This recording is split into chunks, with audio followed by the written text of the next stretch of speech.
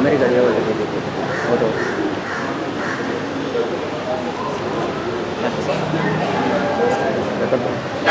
अस्सलामु अलैकुम व रहमतुल्लाहि व बरकातुहू। इन्नल हम्दुलिल्लाह नहमदुहु व नस्तईनुहु व नस्तगफिरुहु व नु'मिनु बिही व नतवक्कलु अलैहि व नऊज़ु बिल्लाहि मिन शुरूरि अनफुसिना व मिन सय्यिआति अअमालिना। मन यहदिहिल्लाहु फला मुदिल्ल लहु व मन युद्लिलहु फला हादिय लहु। وأشهد أن لا إله إلا الله وأشهد أن محمدا عبده ورسوله أما بعد فقد قال الله تعالى في قرآنه الكريم وفرقانه المجيد أعوذ بالله من الشيطان الرجيم بسم الله الرحمن الرحيم يا أيها الذين آمنوا اتقوا الله حق تقاته ولا تموتن إلا وأنتم مسلمون. وقال نبينا صلى الله عليه وسلم في حديثه المبارك فإن أصدق الحديث كتاب الله وخير الهدي هدي محمد صلى الله عليه وسلم وشر الأمور محدثاتها وكل محدثة بدعة وكل بدعة ضلالة وكل ضلالة في النار. எல்லா புகழும் புகழ்ச்சியும் ஏக இறைவன் அல்லாஹு ஜல்ல ஷானஹு தஆலா ஒருவனுக்கே உரித்தாகுக. நபிகள் நாயகம் முஹம்மது ரசூலுல்லாஹ் ஸல்லல்லாஹு அலைஹி வஸல்லம் அவர்கள் மீதும் அன்னாரை பின்பற்றி வாழ்ந்த சத்திய சஹாபாக்கள் தாபீன்கள் தபா தாபீன்கள் இந்த சுன்னத்தான ஈதுடைய பெருநாளுடைய கொள்கையை கொடுத்துவிட்டு அவருடைய அன்பையும் அருளையும் எதிர்பார்த்து அமர்ந்திருக்கக்கூடிய நம் அனைவர்கள் மீதும் அல்லாஹ்வுடைய பேரருள் என்றென்றும் நிரப்பமாக உண்டாவதாக. வாழும் காலமெல்லாம் குர்ஆன் சுன்னாவின் அடிப்படையில் வாழ்ந்து அதே பிற மனிதர்களுக்கு எடுத்துரைத்து அதே சூழலில் மரணத்தை தழுவி நாளை வறுமை நாளையில் அன்னடம் பெருமானார் அகிலத்தின் அருட்கொடை பொறுமையின் பொக்கிஷம் மனித கோலம் மாணிக்கம் தியாகத்தின் சுடர் விளக்கு நபிகள் நாயகம் ஸல்லல்லாஹு அலைஹி வஸல்லம் அவர்களோடு ஜன்னத்துல் ஃபிர்தௌஸ் என்ற உயர்ந்த சொர்க்கத்திலே குடும்பம் சகிதம் உற்றார் உறவினர்கள் சகிதம் நண்பர்கள் சகிதம் நுழையக்கூடிய பெரும் பாக்கியத்தை வல்ல ரஹ்மான் நம் அனைவருக்கும் தந்தல் புரிய வேண்டும் என்ற பிரார்த்தனையோடு இந்த பெருநாள் குத்பா உரையை நான் ஆரம்பம் செய்கிறேன். அன்பிற்கினிய சகோதர சகோதரிகளே, அல்லாஹ்வினுடைய மாபெரும் கருணையினால் இந்த வருடத்தினுடைய ரமலான் மாதத்தை நாம் அடைய பெற்று அவன் மீது கடமையாக்கி இந்த ரமலானுடைய நோன்பையும் அல்லாஹ்வின் தூதர் ஸல்லல்லாஹு அலைஹி வஸல்லம் அவர்களால் சுன்னத்தாக்கப்பட்ட இரவு தொழுகை, தான தர்மங்கள், நோன்பாளிகளுக்கு நோன்பு திறக்க ஏற்பாடு செய்தல், பிற மனிதர்களுக்கு உண்ண உணவளித்தல், அல்லாஹ்வுடைய அருள்மறை திருக்குர்ஆன் வசனங்களை அனுதினமும் ஓதுதல் போன்ற நம்மால் ஆன இபாதத்துகளை செய்வதற்கு உண்டான வாய்ப்பினை அல்லாஹ் நமக்கு வழங்கினார். நாம் முதலில் அதற்காக அல்லாஹ்வுக்கு நன்றி செலுத்துவதற்கு நாம் கடமைப்பட்டிருக்கிறோம். அருமை சகோதர சகோதரிகளே, ரமலானுடைய மாதம் இன்றோடு முடிவுக்கு வந்துவிட்டது.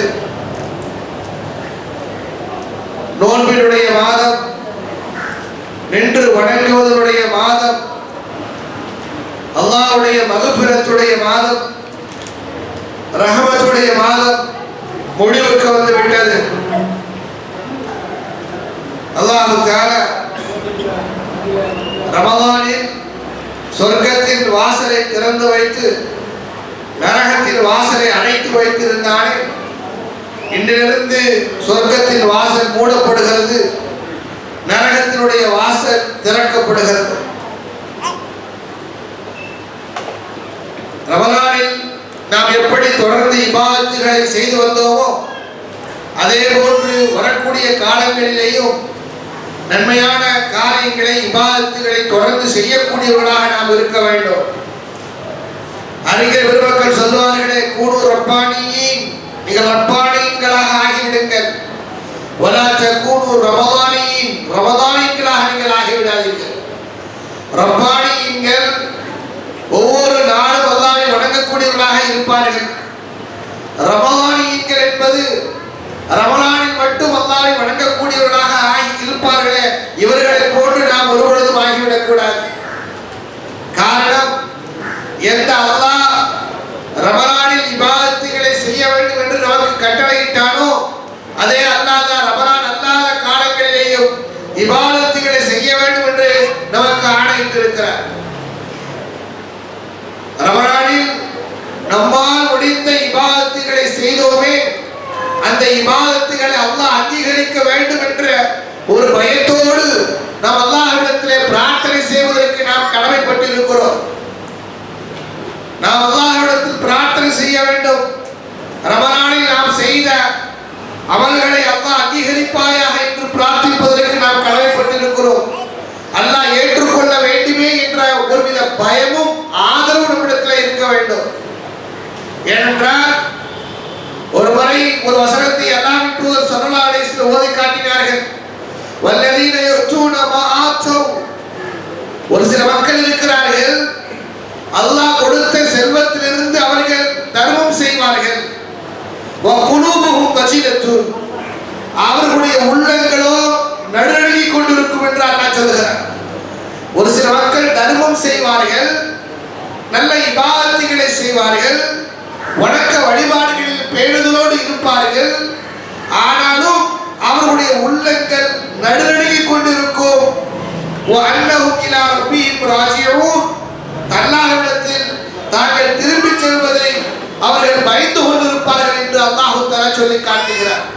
இந்த ஆயத்தை ஓதியவுடன் அன்னை ஆயிஷா ரலியல்லாஹு அன்ஹா அவர்கள் அல்லாஹ்வின் தூதரிடத்தில் கேட்கிறார்கள், அல்லாஹ்வின் தூதரே, இபாதத்துகள் செய்கிற பொழுது, தான தர்மங்கள் செய்கிற பொழுது ஒரு முஸ்லிமுடைய உள்ளம் நிம்மதியானதாக இருக்க வேண்டும், அமைதி பெற வேண்டுமே, ஏன் இந்த மக்கள் பயந்து கொண்டிருக்கிறார்கள் என்று அல்லாஹ் சொல்லுகிறானே, யார் இவர்கள்? இவர்கள் என்ன தொழுகுவார்கள், நோன்பு வைப்பார்கள், ஆனால் தவறான காரியங்களையுமா செய்வார்கள்? திருடுவார்களா, மதுபானம் குடிப்பார்களா?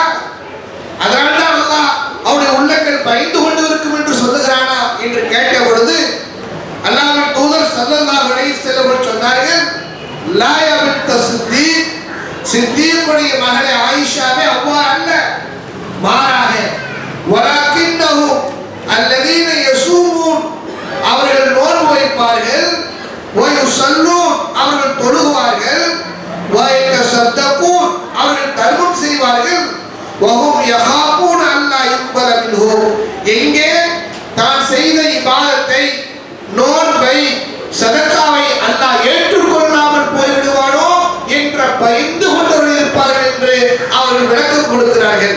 இப்ப நாம் ரமலானுடைய காலங்களில் செய்த இபாதத்துகளை அல்லாஹ் ஏற்றுக்கொள்ள வேண்டுமே, ஏற்றுக்கொள்ள அது நிராகரிக்க கூடியதாக ஆகிவிடக் கூடாது என்ற பயமும் நம்மிடத்தில் ஒவ்வொருவரிடத்திலும் இருக்க வேண்டும். அன்பு சகோதர சகோதரிகளே, ரமலானில் மட்டும் ஈமான் அமல்கள் செய்துவிட்டு மற்ற காலங்களில் அமல் செய்யாமல் விடுவது என்பது ஒரு நல்ல முஸ்லிமுடைய பண்பு அல்ல, ஒரு சொர்க்கவாதியுடைய பண்பு அல்ல. சொர்க்கவாதி என்பவன் காலமெல்லாம் இபாதத்துகளை செய்து கொண்டிருக்கக்கூடியவனாக இருப்பான். அல்லாஹ்வின் தூதர் ஸல்லல்லாஹு அலைஹி வஸல்லம் காலத்தில் கைபருடைய யுத்தம், முஸ்லிம்களுக்கும் யூதர்களுக்கும் மத்தியில் நடந்த யுத்தம். அந்த யுத்தத்தில் ஒரு மனிதர் வீரதீரமாக போரிட்டுக் கொண்டிருந்தார். உஸ்மான் என்று சொல்லப்படக்கூடிய அந்த மனிதர் மிகவும் வீரதீரமாக போரிட்டுக் கொண்டிருந்தார். அவரை பார்க்கக்கூடிய மக்கள் எல்லோரும், இவர்கள் நிறைய பேரை கொலை செய்து விட்டார், எதிரிகளை கொன்று குவித்து விட்டார், வீரதீரமாக போர் செய்து கொண்டிருக்கிறார், இவர்தான் இன்றைக்கு மிக சிறந்தவராக இருக்கிறார் நம்மில். அல்லாஹ்வின் தூதர் ஸல்லல்லாஹு அலைஹி வஸல்லம் அவர்கள் அவரை பாராட்டுவார்கள். ஏனென்றால் போர் வீரர்களிலேயே அதிகம் எதிரிகளை கொலை செய்த, அதிக எதிரிகளை கொன்று குவித்தவராக இந்த மனிதர் இருக்கிறார் என்று அந்த உஸ்மான் என்று சொல்லப்படக்கூடிய மனிதரை மற்ற சகாபாக்கள் எல்லோரும்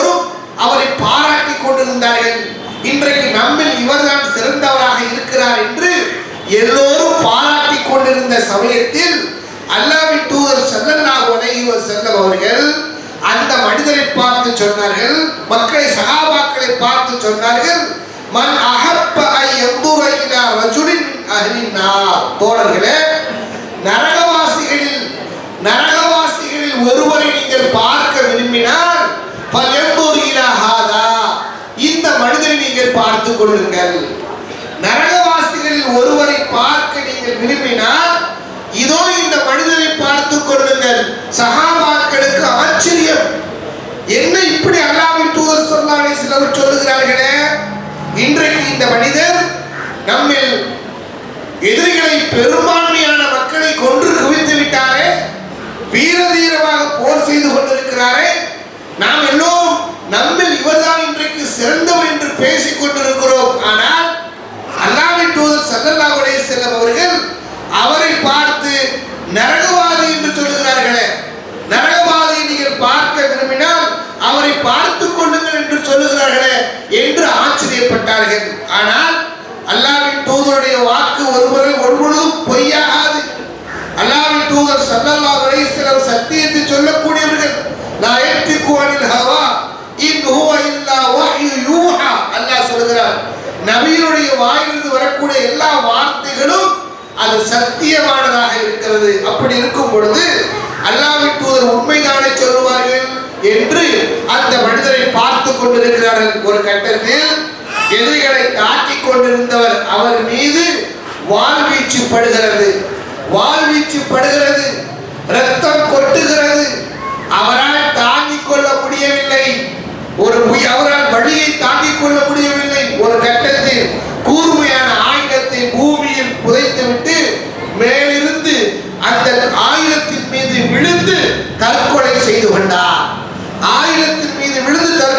கொண்டார்.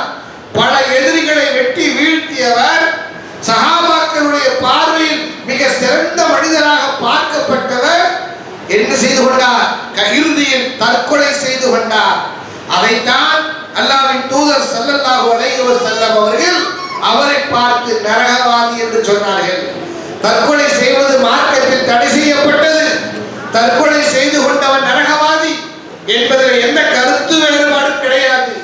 ஆனால் அந்த மனிதர் தற்கொலை செய்து கொண்டதனால் அவர் நரகவாதி என்று அல்லாஹ்வின் தூதர் ஸல்லல்லாஹு அலைஹி வஸல்லம் சொன்னார்கள்.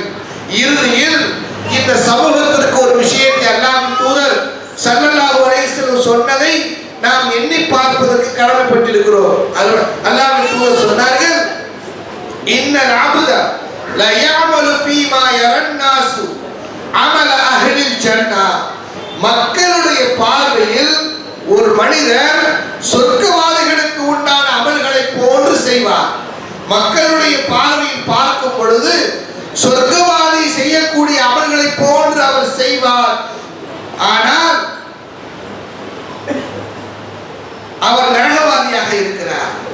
வயஅமலு ஃபீமா யரன்னாஸ் அமல அஹ்லின் நார் இன்னஹு லமின் அஹ்லின் நார். மக்களுடைய பார்வையில் சொர்க்கவாதி செய்யக்கூடிய அமல்களை போன்று அவர் செய்வார். வ இன்னஹு லமின் அஹ்லின் நார், அவர் நரகவாசியாக இருப்பார். இதற்கு நேர் மாற்றமாக மக்களுடைய பார்வையில் அவர் நரகவாசிகள் செய்யக்கூடிய செயல்களை போன்று செய்து கொண்டிருப்பார்.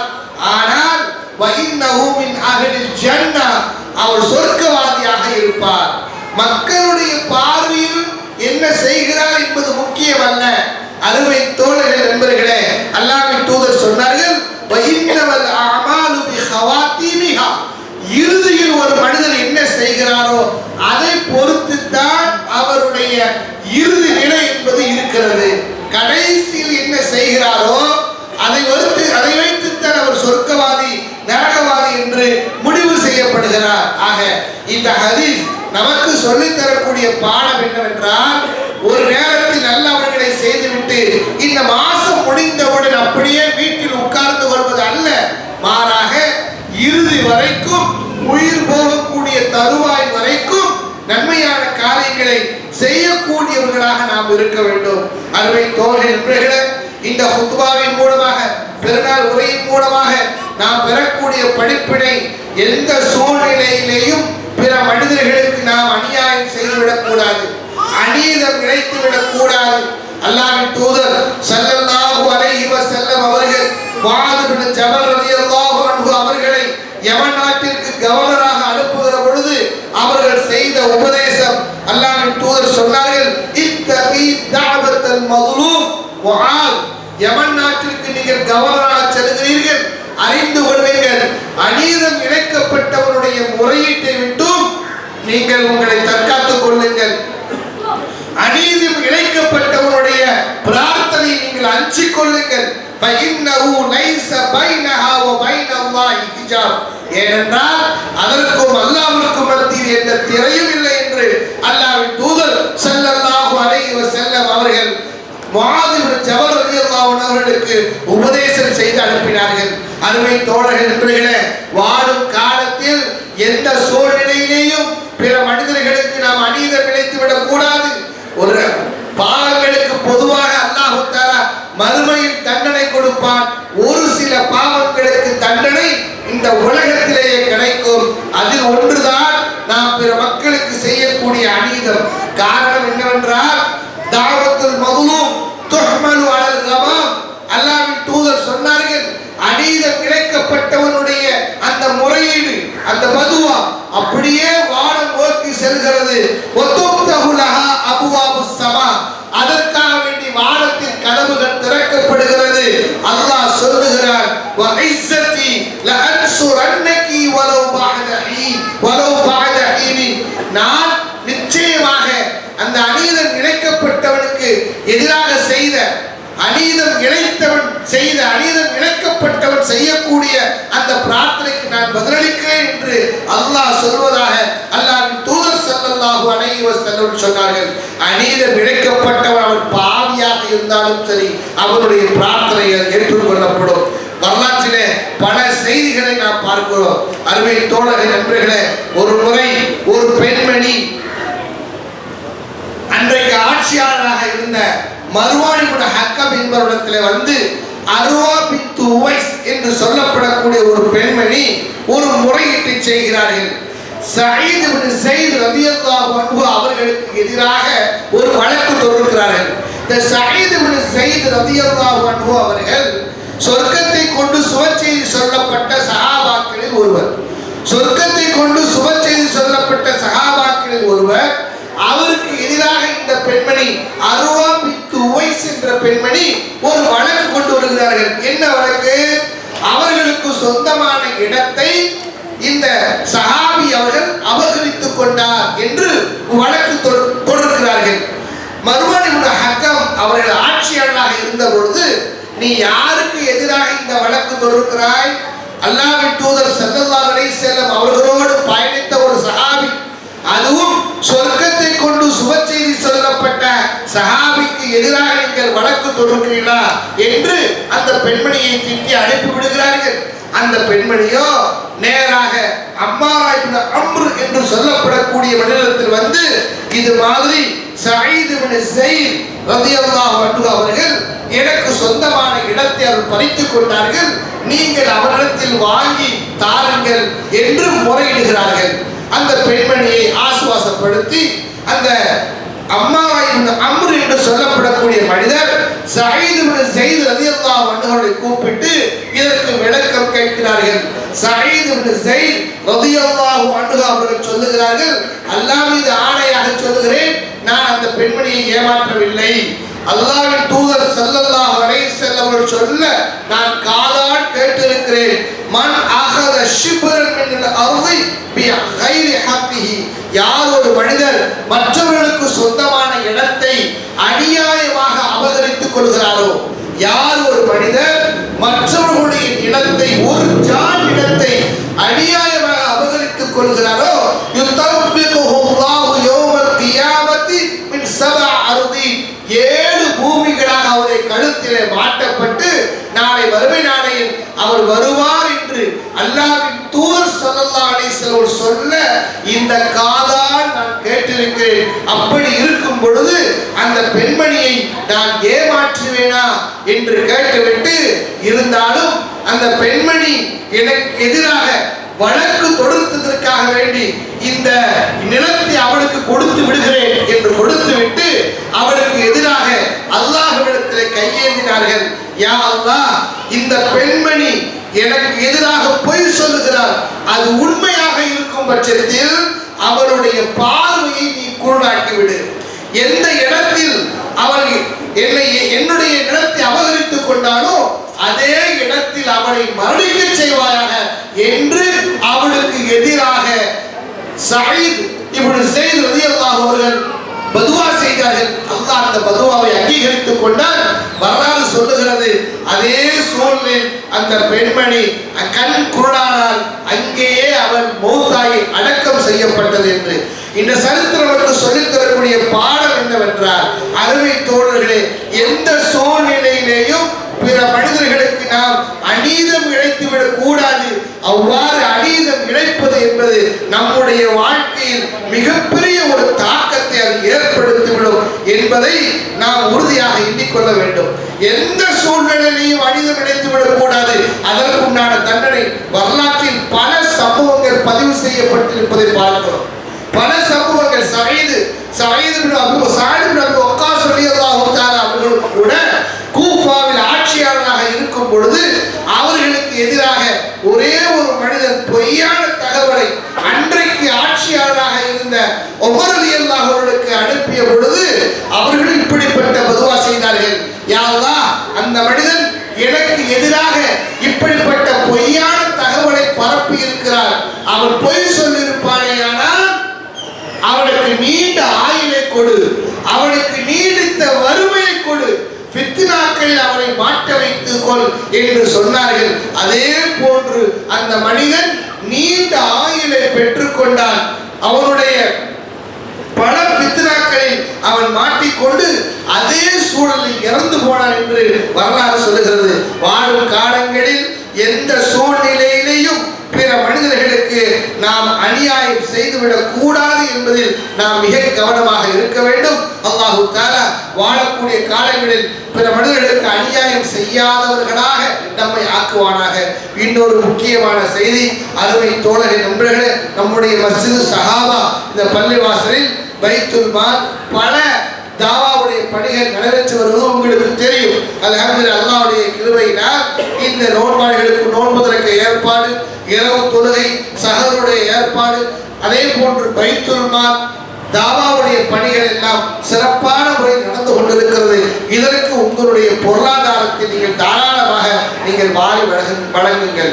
அல்லாஹ் தஆலா பொருளாதார ரீதியாக நாம் செய்யக்கூடிய தர்மங்களுக்கு 200 மடங்கு அல்லாஹ் நன்மைகளை கொடுக்கிறார். அது மட்டுமல்ல, அல்லாஹ் குர்ஆனில் சொல்லுகிறார், அல்லதீன யுன்ஃபிகூன அம்வாலஹும் ஃபீ ஸபீலில்லாஹ், அல்லாஹ்வுடைய பாதையில் யாரெல்லாம் தங்களுடைய காசுகளை செலவழிக்கிறார்களோ அவர்களுக்கு அல்லாஹ் அவர்களுக்கு லஹும் அஜ்ரும் இன்த ரப்பிஹி, அவர்களுக்கு உண்டான கூலியை அல்லாஹ் கொடுக்கக்கூடியவனாக இருக்கிறார். வலா ஹௌஃபுன் அலைஹிம் வலா ஹும் யஹ்ஸனூன், அவர்களுக்கு எந்த தயக்கமோ எந்த பயமோ எந்த கவலையோ நாளை வறுமை நாளையில் இருக்காது என்று அல்லாஹ் சொல்லி காட்டுகிறார். அது மட்டுமல்ல, நாளை வறுமை நாளையில் 7 நபர்களுக்கு அர்ஷுடைய நிழலை அல்லாஹ் கொடுக்கிறானே, அதில் ஒரு மனிதன் வருகிறான். ரஜுலுன் தஸத்தக அஃபா ஹத்தா லா தஅலம ஷிமாலுஹு மா துன்ஃபிகு யமீனுஹு, அவருடைய வலது கரம் கொடுப்பது இடது கரத்துக்கு கூட தெரியாமல் இருக்கிறது.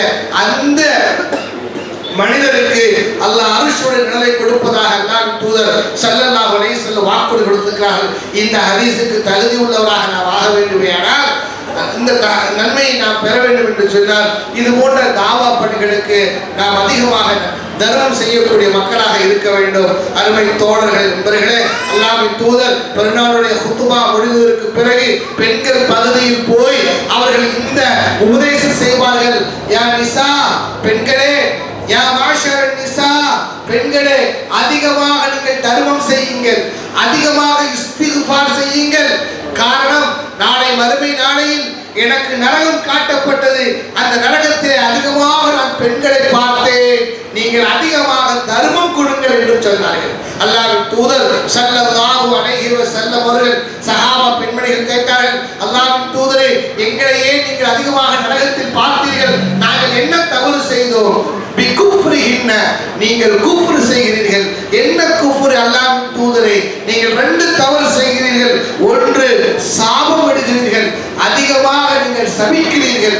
இரண்டாவது, கணவன்மார்களுக்கு காலமெல்லாம் அவருடைய இன்பத்தை அவருடைய உழைப்பை நீங்கள் பெற்று வாழ்ந்துவிட்டு ஏதோ ஒரு சூழலில் அவன் உங்களுக்கு விருப்பத்திற்கு ஏற்ப நடக்கவில்லை என்று அறிகிற பொழுது, இத்தனை வருட காலம் உன்னோடு வாழ்ந்து நான் எந்த இன்பத்தை கண்டேன் என்று நீங்கள் சொல்லிவிடுகிறீர்களே, இந்த வார்த்தையின் காரணத்தினால்தான் நரகத்தில் அதிகமாக பார்த்தேன். நீங்கள் அதிகமாக தர்மம் செய்யுங்கள் என்று அல்லாஹ்வின் தூதர் ஸல்லல்லாஹு அலைஹி வஸல்லம் சொன்ன மாத்திரத்தில் பெண்கள் எல்லாம் தங்களுடைய கை கால்களில் அணிந்திருந்த நகைகளை வாரி மார்க்கத்திற்காக வேண்டி கொடுத்தாங்க என்று வரலாறு சொல்லுகிறது.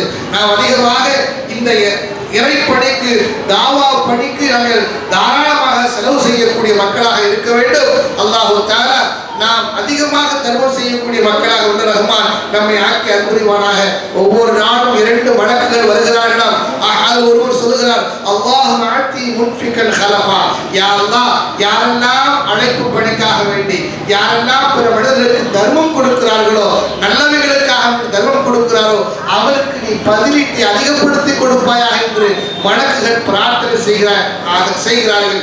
இந்த நன்மையை நாம் பெற்றுக்கொள்ள வேண்டும் என உங்களால் முடிந்த அளவுக்கு தாராளமாக நம்முடைய பள்ளிவாசலில் அழைப்பு பணிக்காக வேண்டி, தாவா பணிக்காக வேண்டி நீங்கள் தர்மம் செய்யுங்கள். உங்களுடைய பொருளாதாரத்தை கொடுங்க. அல்லாஹ் தஆலா உங்களுடைய பொருளாதாரத்தில் அதிகமாக பரக்கத்துகளை வாரி வழங்குவார் என்ற பிரார்த்தனையோடு இந்த ஹுத்பாவை நான் நிறைவு செய்கிறேன். வாஹிர் தஅவானா அல்ஹம்துலில்லாஹி ரப்பில் ஆலமீன். அஸ்ஸலாமு அலைக்கும் வரஹ்மத்துல்லாஹி வபரகாத்துஹு.